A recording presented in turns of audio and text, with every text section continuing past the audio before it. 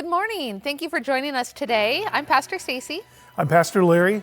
And we are so glad that you are here. In fact, if this is your first or maybe second time even checking us out, there's going to be a link on the screen, and we would love for you to fill that out, the form. We've got a gift that we can send to you. So when you get a chance, go ahead and take a look at that.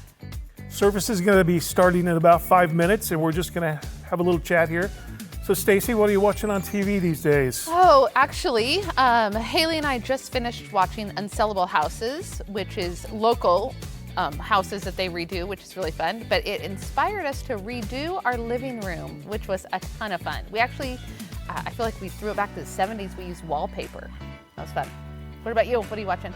My wife and I just finished Netflix. Oh yeah, what show? No, the whole thing, the whole Netflix. Yep. Very nice. I know then, since if you're done watching that, you're gonna have some extra time on your hands. We're offering a couple new classes here at Gold Creek. We are. We got on Thursday, May 7th, we're gonna have a Zoom financial peace gathering. So if you're interested in that, you can go to the Connect page on our website and you can find that information there, get signed up. We're also doing kind of exploring the faith, which is what we call our starting point. And you can find that link there on that page as well. I want to give a little warning to all of the dads out there. You have 1 week, this applies to you as well, 1 week to help your kids figure out what they're going to do for Mother's Day next Sunday. We do have a couple ways that we can help you here as a church. So, first thing, we are actually proposing that you all get involved in a TikTok challenge. If you don't know what TikTok is, ask your kids because they do. And there's a fun dance out there with the song Blinding Lights. So check it out. Moms and kids, we want to see your quick little dance, and you can send it to me. You can upload it on Google Drive, Dropbox, but send it to or share it to me, stacy@goldcreek.org. And we also have another fun thing actually on Mother's Day. Yeah, you know, I think most of us probably like to take our moms out for a nice dinner on Mother's Day. And this next week, we're going to create a way for you to really get food for your mom. And we're going to have food trucks here in our parking lot. We're going to send out an email telling you how you can go pre-order meals, and we're going to be paying for all mothers to come and eat. Now, the rest of your family you have to pay for, but moms are going to get their meals covered. So you'll want to look for that email and pre-order your meals with the food trucks. Also, we're trying to work out a deal for Woodinville at their new campus to have some food trucks there. Lake Stevens campus will come here to the Mill Creek to pick up those meals. So look for your email, get involved, and get your mom some great meals. Oh, we will be here for sure with my family because I want a meal. I'm already miss going out to restaurants. Another thing that I really want to tell you guys about is the kids resource packet that actually started last week. A number of parents, you guys have reached out to us and told us, you know, my kids are on screens all day long, and you wanted something that they could work on that is not digital. So the team put together these resource packets that have some activity sheets, color sheets, game ideas. They have questions about the kids service from the Sunday previously. There's a number of different ways that you can pick those up. You can download them. You can actually pick them up in person here on Monday nights, just driving by. You can find all that information out online on goldcreek.org. So please check it out. We would love to just stay involved and engage with your kids. What are the hours that they can come and pick those up? Monday nights, 5 to 5:30. We will actually just be out front, and we can take in any packets that they've done and hand out new ones. And any that they've finished and completed, they'll actually get a prize and treat with it. Great. Just a couple updates too. We were able this week to send $8,000 to Mexico. Many of you have gotten involved and supported the Mexico mission, and we just want to thank you for that and for your faithfulness that way. And also something, we fed almost 500 families at the food bank this week, and I think it was somewhere like 35,000 pounds of food were given out. So many of you have been involved with our food bank as well and donated, and we want to thank you for that faithfulness. The need is still great, but appreciate all of you stepping it up and getting us a lot of food here for the food bank. Looks like it's about time to start the service. Yeah. So turn up your TV and enjoy.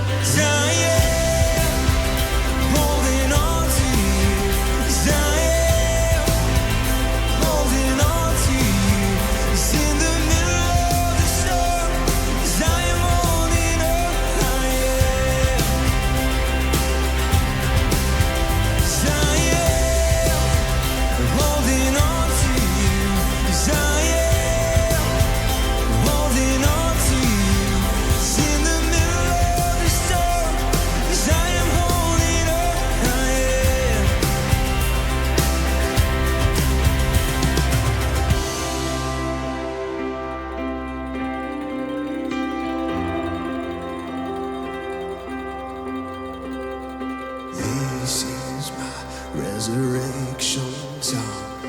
This is my hallelujah come. This is why it's to you I run.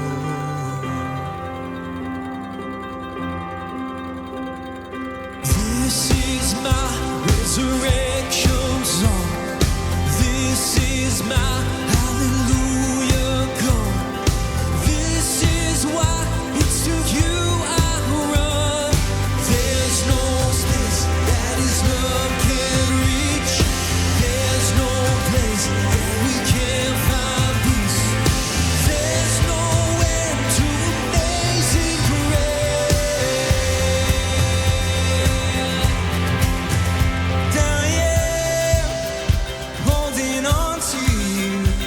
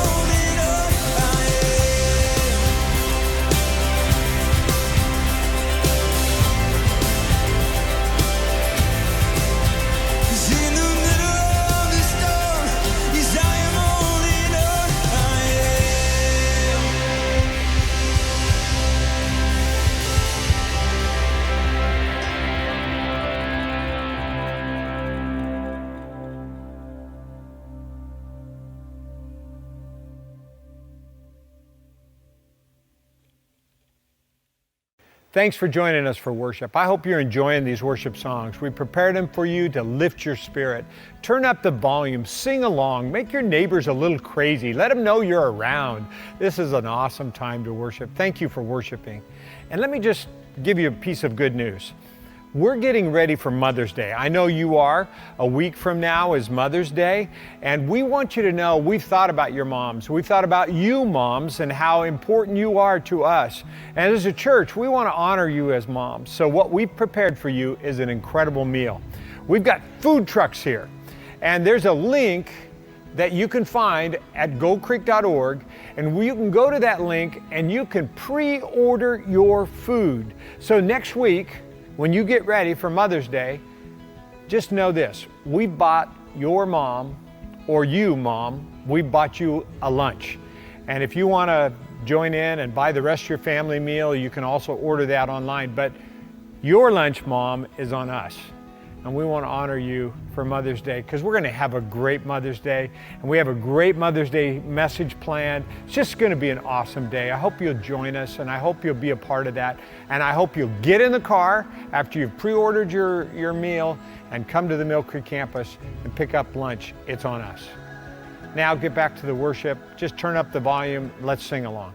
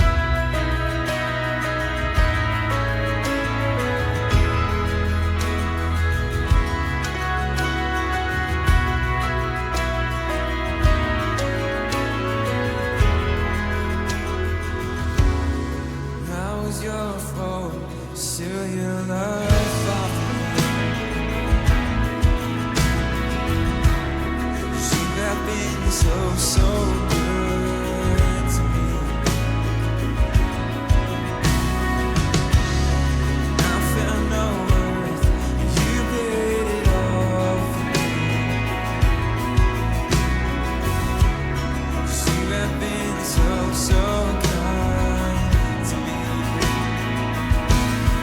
Oh,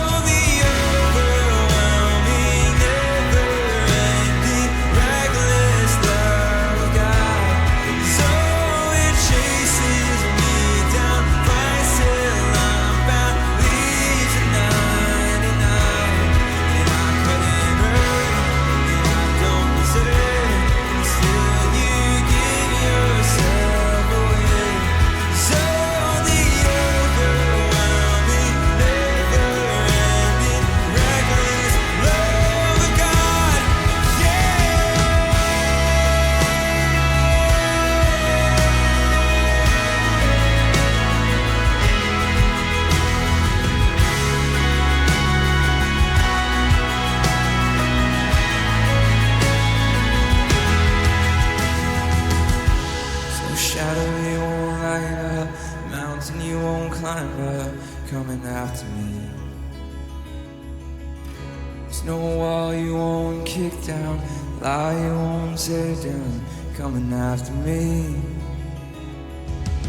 There's no shadow you won't light up, mountain you won't climb up, coming after me. There's no wall you won't kick down, lie you won't tear down, coming after me. There's no shadow you won't light up, mountain you won't climb up, coming after me. There's no wall you won't kick down, lie you won't tear down, coming after me. There's no shadow you won't light up, mountain you won't climb up, coming after me. There's no wall you won't kick down, lie you won't tear down, coming after me. 'Cause all the overwhelming, never-ending, reckless love of God. 'Cause all it chases me down, fires till I'm found, leaves in the night. 'Cause I couldn't earn it, and I don't deserve it, but still you give yourself away. 'Cause all the overwhelming, never-ending, reckless love of God,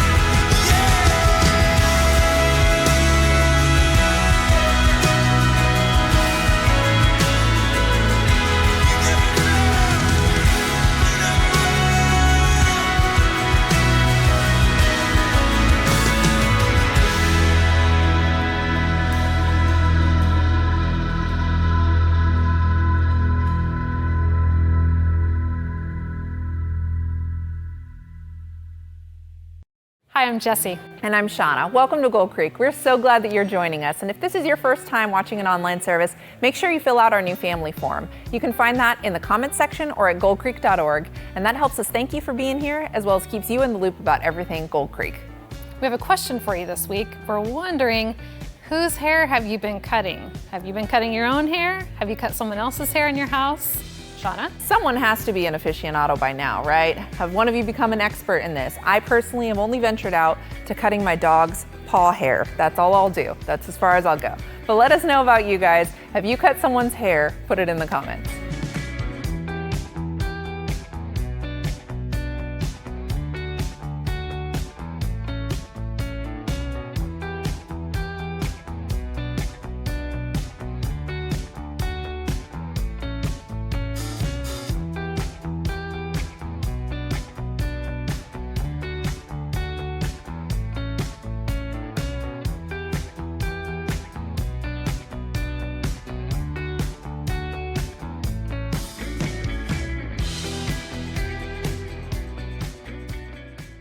Hey, thanks for joining us today. This is a great day to worship God. This is our chance to talk to you about how to give here at Gold Creek. If you're new with us, man, we're glad you're here. This is the way you give at Gold Creek. It's really simple. In fact, it'll just slide in right now, 77977, and you text, what is it? GC Mill Creek. Thank you. We figured it out. It's on your screen there, GC Mill Creek, 77977. And it's really easy. I do it because it's quicker. It takes me right to that spot. This is your chance to give. Give right now in that moment. Now, Pastor Larry, let's give a report because you're involved in a couple different things. Hope Creek is really exciting how we're making a difference there. Talk about that. Yeah, the food bank, the need again is so great. And a lot of the people who are coming here have never been to the food bank before. And it's a humbling experience for them to be this much in need. But even yesterday, the response from you has been just amazing. I got an email message from someone that said, I'm gonna order groceries and have them delivered to the food bank. So they were wanting to know how to do that and where to find the food bank and needed an address and that sort of thing. People often don't know Hope Creek is Gold Creek and our food bank is Gold Creek. So we are doing this food bank. This is you, this is us. Thank God for what you're doing through Hope Creek. Now we're also helping in Mexico, our 10 churches in Mexico. Explain that, talk to you about Well, every that. time I talk with them in Mexico, I'm almost moved to tears and have been moved to tears because just the amount of people who are out of work and the need is so great. We came to you and asked for some financial support for them. We're hoping to send at least $10,000 so that they can feed people. And people are starving in Mexico, and it's just really an important thing right now. Larry told me this. I sat there and listened to Larry. I wrote a check immediately. You wrote a check immediately. We gave it immediately so they'd have some food immediately. Yeah. And then you guys have been doing that as well. Thank you for making a difference, not only here, but in Mexico and El Salvador. I'm talking to the pastor, Julio. They're dying on the streets, not from coronavirus, from starvation. And it's so difficult. We just can't even imagine the needs there. And we're making a difference in not only Mexico, in El Salvador, and in Cuba. And it's really cool. Thank you for your faithfulness and your giving. Our Food Bank Fridays, we're encouraging people to give food as well as a little cash gift. Right, and you don't have to get out of your vehicle, hand the food right to the folks who are there. And then thank you for volunteering. So many of you have volunteered out there, and we're trying to keep people safe, but trying to keep them fed as well. Now, last week we talked to you about an investment. I need to, just for a minute, talk to you again about this investment. We have about $1 million that we need to replace in our every 5 years we renew our Friends of Gold Creek investment. It's through Semble. Semble's a company that sets up a second on our property. You take an investment in the property, you receive a 5% return. That 5% return is either paid to you through a cash gift if you are a regular investor that way, or if it's through your retirement account, it goes back into your approved IRA. It's self-directed IRAs that you're allowed to do that. Now there's an invitation that is awaiting for you to learn more about this. 6 o'clock Zoom meeting this Wednesday. If you'll simply email either larry@goldcreek.org or dan@goldcreek.org, we'll give you an invitation to learn more about that. I'm asking you to consider that investment. We are right at that point. We would normally do this in person, but we have to do it digitally. I need you to consider that. If you can and want to return, it's an investment, not a gift. I invite you to do that and to learn more about that. You can also go to a website called semble.com/Gold Creek, and you'll see it right on there. It'll be on your screen there, so you can follow up on that. Thanks again for considering that investment, and thanks for joining us for this service. It's going to be a great day. Hope you enjoy the rest of the service. And I don't know what all God has for me, but I do know that the scripture that says, I can do all things through God who strengthens me is more real to me now than it ever was in my life. God can do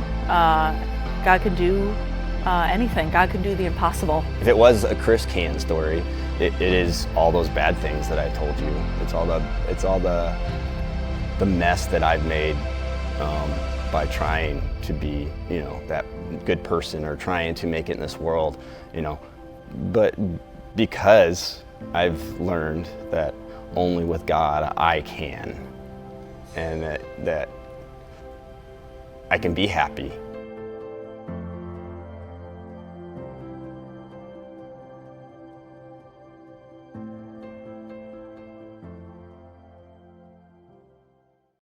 Hey, welcome. We're in the middle of this series. It's called God Can, because we're a church that believes that God can. It's really a series about faith. And this amazing faith that we have in a God who really can do the impossible.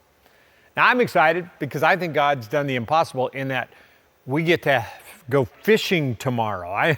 I'm excited about how we've kind of been through this period of time where it looks like it's going to open up a little bit more, and I'm praying for you that have businesses and for you that are in a tough spot, you've lost your jobs or you're in a tough situation. I'm praying that little by little it opens up for you. I'm excited about that. I'm excited to see guys go out golfing and gals go out golfing. I'm excited to see people on the trails. I'm excited that one day, here's my picture, one day we're going to stand shoulder to shoulder and we're going to sing without fear and we're going to worship God, and the move of God is going to again inhabit this place. I can't wait for that to happen. But in the meantime, I want you to know that we're doing everything we can as a church to provide excellent services and great opportunities for you. Now, here's what I want to just warn you ahead of time. We recognize that large group gatherings are probably not going to happen for quite a while.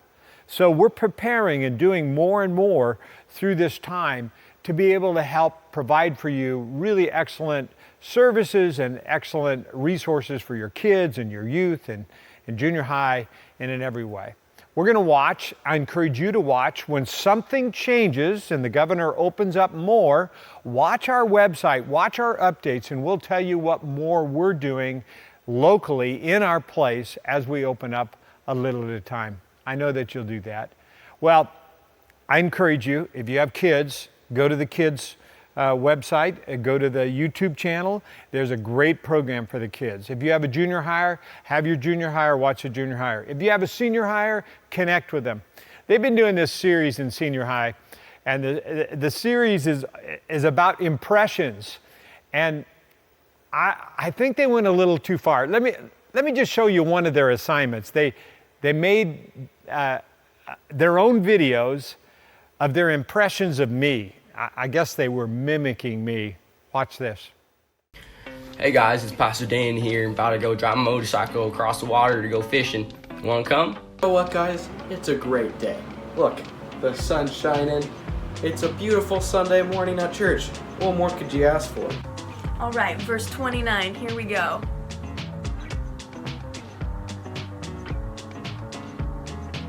I can't see it. Hi, it's Pastor Dan here, and welcome to Easter 2020. Even though we don't have a building, we have you here watching online. Okay, quit laughing so hard. I'm not that funny. But if you have a high school kid, make sure they join that high school group because they're having a lot of fun and they're getting connected in a really amazing way. Well, let's dig in. The series is about God Can. 2 weeks ago, I challenged you to do the unthinkable. For some of you to choose generosity in a time of a downturn when money becomes scarce and we become worried about money and all of this. We said, hey, why not consider, if you have margin in your life, helping somebody else who maybe is in a tougher spot than you? And a lot of you took me up on that challenge. And I'm so proud of you. I'm so proud of what God's doing through this. And I want to hear your stories. I want to hear about this. I'm so proud to be a part of this church. I'm so proud of what you're doing. There's a generosity link that is on our website, and people have continued to add to this and to say, I want to be a part of that generosity link, whether they have a need or whether they're giving. We're connecting those that have needs with those who are willing and able to give. It's a cool connection. And that's how we kicked off this series. It was a faith series where we're trusting God to do the impossible. Now, today's no different. I want to talk to you about how to build your faith. And I have a story that is found in 2 Kings that I've never preached on before, and I'm excited to preach on it today. So here's what I want you to do. I want you to dig in with me and look at this story. 2 Kings chapter 6, verse 32.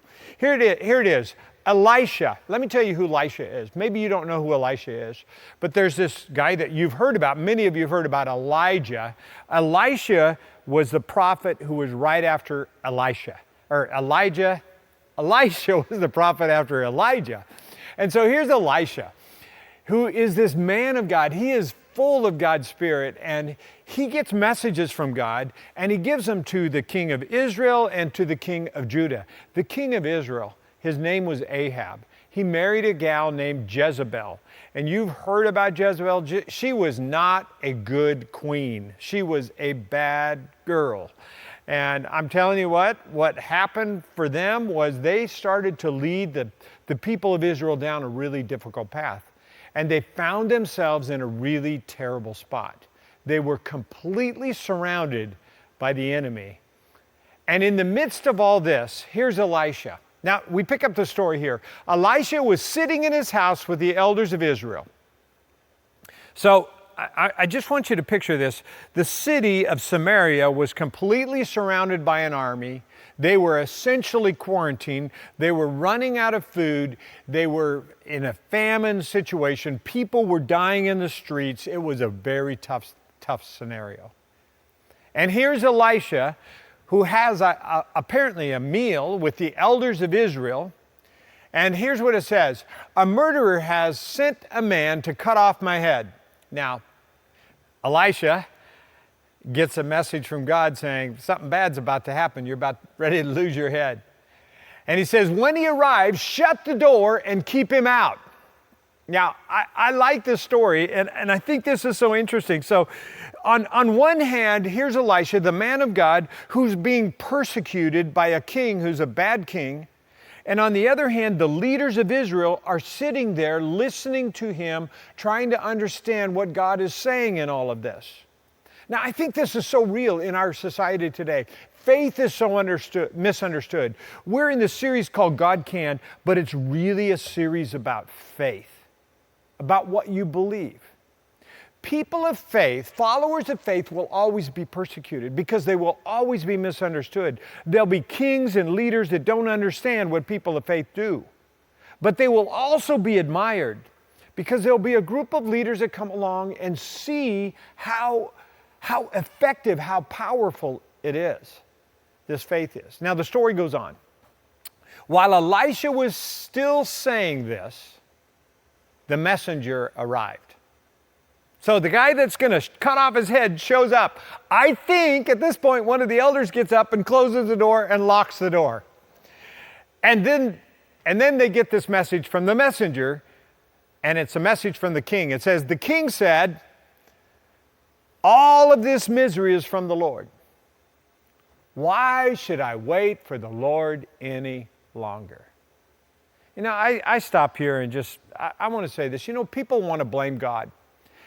We're in this scenario where we have this coronavirus and we have an economic downturn. We have all this. And whenever you face difficult times, some people will say, man, this is God's fault. But sometimes it's just our fault. Sometimes it's the fault of what someone else has done to you. Sometimes it's just what happens. It's just the cycle of our situation. But here's what I think is interesting. There's a quote in this: all of this is just misery.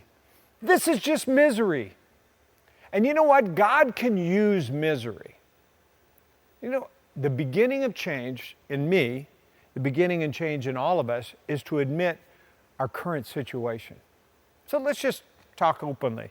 I mean, here we are, you're listening today, and we're in the middle of this crisis, this coronavirus crisis.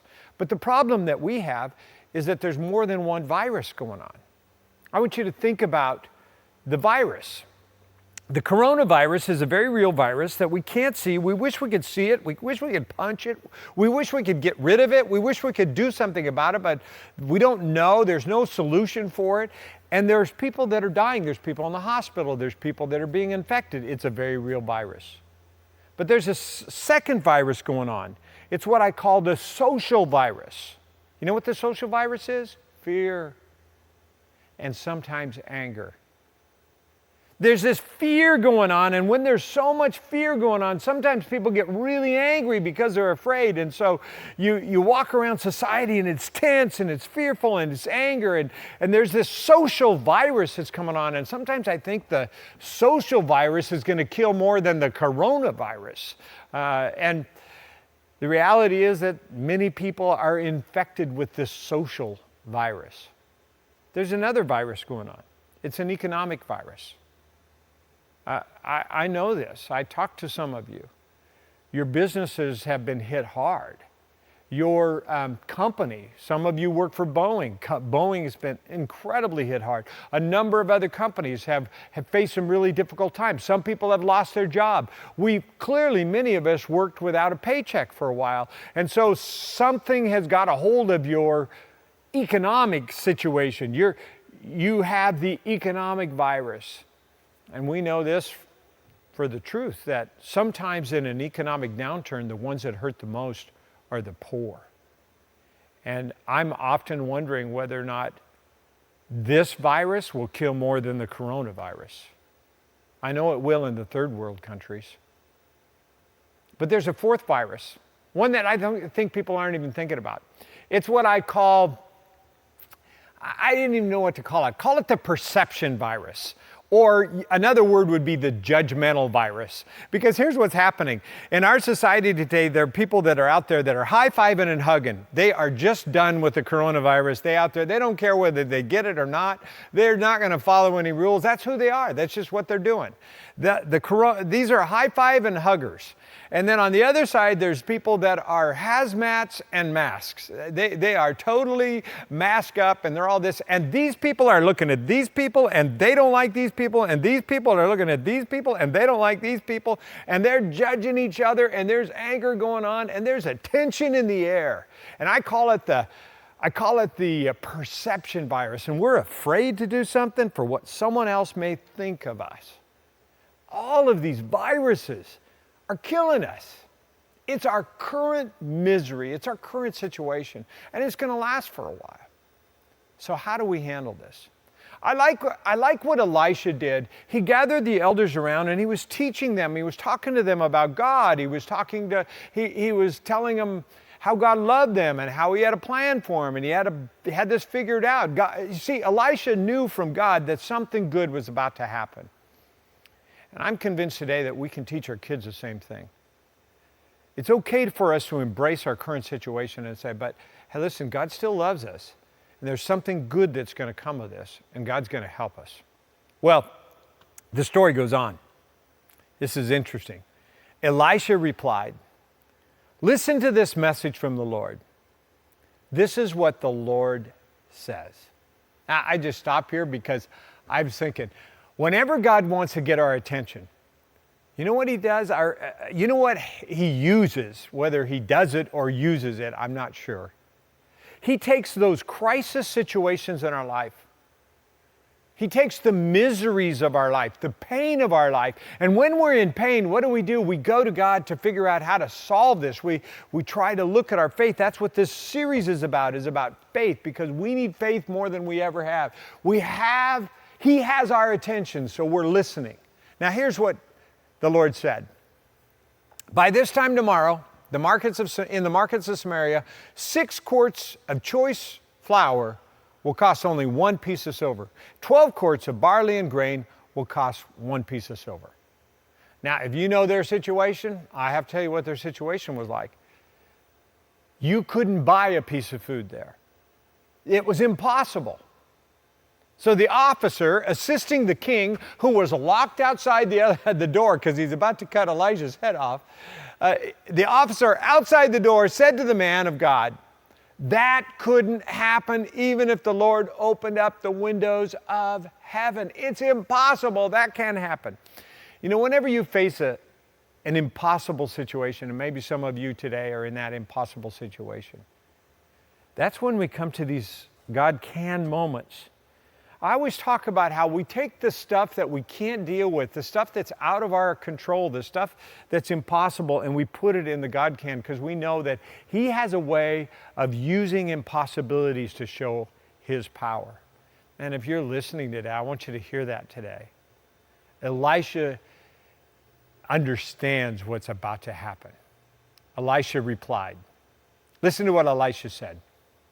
You will see it happen with your very own eyes, but you're not going to be able to eat any of it. In other words, there's going to be a flood of food, and you can't believe it's going to happen, but things are going to change. Now, there's 2 responses. The first response was from the messenger, and what did this messenger say? He said, this can't happen. You know what fear does? And that virus, that social virus of fear? Fear believes the worst. It believes it can't happen. It believes it will never happen. It's impossible. It's no way. It's what I would call the negative news of today, where it's just telling everybody what the worst thing that could possibly happen, expect the worst, and it continues to feed on itself. Fear believes the worst. And the other thing is, it's really contagious.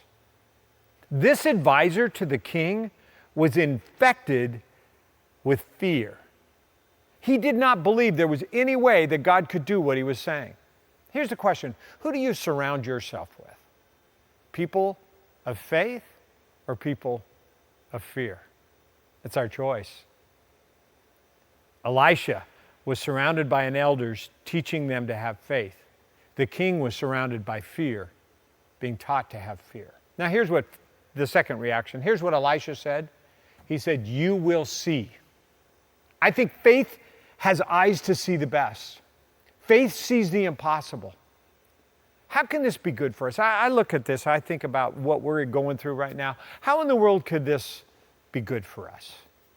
How can this change us for the better? I read an article, and I thought it was an interesting article. Number one thing they said is happening in families right now is they're not spending as much money because they can't go anywhere. They can't eat anywhere. They don't want to wait in lines for food. And so they're cooking their meals at home. They're grocery shopping less. They're emptying out their pantries. They don't have, I mean, it's so funny. They're spending less, actually ending up saving more. They might find out they could live on less. Kind of an interesting change in society. I think there's another thing that's happening. For those in their families, there's a magnification. If you have good things happening in your family, it magnifies the good. If there's some tough things happening in your family, it magnifies that. You're learning about your family. And I think families are going to come out of this with a different approach. There's a third thing. Some of you are tapped into creativity. You're doing creative things you never thought about. You're thinking outside the box, staying home, doing different things, walking creatively. I mean, this creativity is off the charts. There's a fourth thing. Kind of crazy, but our air is actually a little cleaner. We're not driving as much. The pollution isn't as much, so it's just a reality. A fifth thing. Some of you have actually learned that you can be productive at home, that you can work remotely. And some of businesses are going to make this a part of their everyday life, and it actually may make life better for a lot of families right now. There's a sixth thing. Your houses are all getting remodeled. It's the craziest thing. How do I know that? I've been to Lowe's, and so have you. And they're remodeling houses. All the projects that you put off for a long time, you're doing now because you are bored, and that's the only thing you can do. But there's a seventh thing. There's going to be a whole generation of kids born 9 months from now called the coronavirus generation. You watch, it's coming, and they're going to change the world. It's so cool. I can't wait to see our nursery full of kids and dedications every Sunday. It's exciting. So I look at that. I think God sees good things in all this, and so can we. Now the story goes on. It's kind of interesting. It says that there were 4 men with leprosy sitting at the entrance of the city gates. I just want to tell you, God uses the most unlikely heroes. The 4 men with leprosy aren't allowed in the city because they're unclean, because no one wants to touch them, because they're afraid to get what they have. They probably are disfigured, they look horrible, they can't have a job. They are the poorest of the poor, and they're sitting outside the city gates starving. They're counting on people giving them alms, and nobody's able to come and go. They're just waiting to die. And he says this, "Why should we sit here waiting to die?" they ask each other. "So we might as well go out and surrender." Again, they're being surrounded by this army, so he said, let's go out and surrender. If they let us live, so much the better. But if they kill us, we're going to die anyway. I love this story. So here are these unlikely people. Here's what we know about them. They're waiting to die. They're waiting to die. Here's what I believe about fear. Fear paralyzes us. And there's some people that live their life out of fear. And they've tried a lot of things and they're done trying and they've just given up. Listen, that's not who we are. We're not waiting to die. I don't care how young you are or how old you are. You're not done yet. God has a reason for you to exist, and God's going to use you. It doesn't matter whether you have cancer or don't have cancer. It doesn't matter whether you have coronavirus or don't have coronavirus. It doesn't matter what your circumstances is. Every breath that you take can be used for God. And you have a reason and a purpose, and we are not people that sit and wait to die. Don't let fear paralyze you. You know what has to happen? There has to be some courage. These 4 unlikely guys decided to take a step of courage in spite of their fear. What does that mean? Let me tell you, what that means is they said, why not try? Faith risks. Sometimes we come to faith when we have no other options. Some of you maybe are listening. Some of you have actually tuned in today and you're brand new with us and you kind of come across this feed and you've been thinking and you thought, maybe I'll try. Maybe this is your last resort. We have no other option. I want to tell you, it doesn't matter to God how you come to this. In fact, I think God uses everything to get our attention. When He has our attention, He takes the crises of our life and He helps us come to faith. He helps us have the courage to take a step of faith. So maybe because of a situation of money in your life, you wonder how you're going to make the future and you're wondering what's going to happen and you're just kind of waiting to die. You're paralyzed with fear. You're wondering how to handle your finances or maybe your health. Maybe you have coronavirus or you have cancer or you have another disease or you have a situation that's hard and you're just waiting to die. Or maybe you're in a tough relationship and it's a really difficult, or maybe you have an addiction and you're at the end of yourself. You can't handle this. There's a courageous step of faith that you have to take. And here's the question: why not try? Why not think about a faith in God? I like these unlikely heroes. Let's pick up the story again. So at twilight, they set out for the camp of the Armenians. That's the army that surrounded them. But they came to the edge of the camp and no one was there, for the Lord had caused the Armenian army to hear the sounds of a great army. So they panicked, they ran into the night, abandoned their tents, horses, donkeys, and everything else, and they fled for their lives. Now, I think this is kind of funny. God has a sense of humor. There's a whole bunch of people in a city that are scared to death of the people that are in the tents out around them, and the people in the tents are scared to death of the people in the city. Everybody's afraid. It's kind of like today. He has a sense of humor. So what happens next? When the men with leprosy arrived, these four unlikely heroes, they went into one tent after another, eating and drinking wine. I just wish I could have seen them just tear through the tents and getting their first meal and eating and drinking and having fun. And all of a sudden, one of them turns to the other and said, "This isn't right. This is a day of good news, and we're not sharing it with anybody." I want to make this point here. This unlikely hero not only had the courage to go against his fears, but now he has a good sense to share the good news. Because I think the good news has to be shared. I want you to hear this today. All of us, we're unlikely heroes.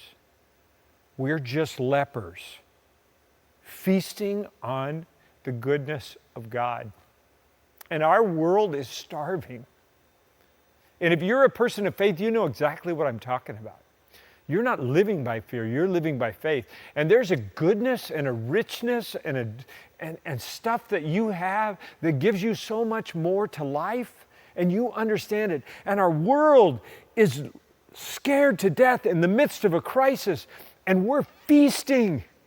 And I just want to challenge you again. If you want to know what your purpose in life is, share the good news. You're a leper feasting on the goodness of God. God can change everything in a moment. We have to be prepared for the worst, but expect the best.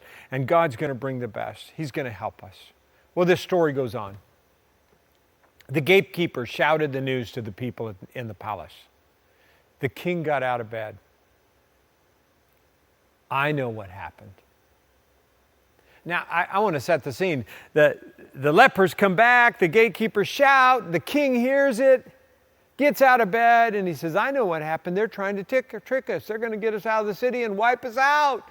You see, this king never really had faith. So what does he do? One of the officers around him, again, he surrounded himself with people out of fear. One of his officers replied, we better send out scouts, check into this, and if something happens to them, it'll be no worse for them if they die with the rest of us.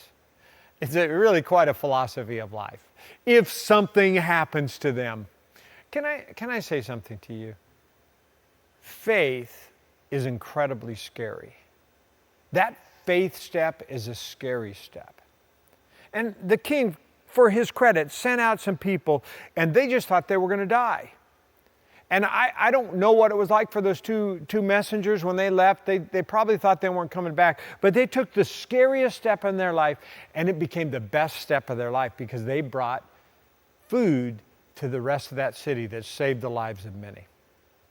Now, here's what I was thinking about today. For most of us, we have faith in science. We've been taught as kids to trust in science. We have faith in doctors. Some people even have faith in politicians. I can't imagine it, but they do. They have faith in politicians. And while those things are really good to have some faith in, they're a little misguided.